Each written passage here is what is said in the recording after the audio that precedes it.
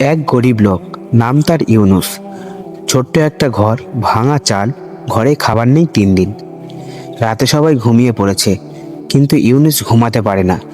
সে জায়নামাজে বসে কাঁদতে কাঁদতে বলে, হে আল্লাহ, আমি কি এতটাই গুনাহগার যে তুমি আমাকে ভুলে গেছো?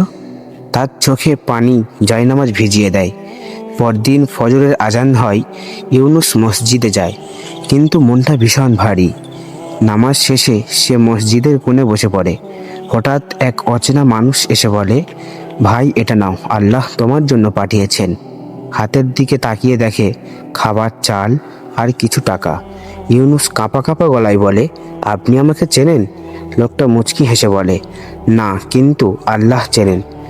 লোকটা চলে যায়। ইউনুস আকাশের দিকে তাকিয়ে কাঁদতে কাঁদতে বলে, হে আল্লাহ, তুমি তো আমাকে ভুলে যাওনি। আমি ধৈর্যই হারিয়ে ফেলেছি। তাই আল্লাহ কখনো দেরি করে না, তিনি পরীক্ষা করেন। তাই কষ্টের রাতের পরেই আসে রহমতের সকাল।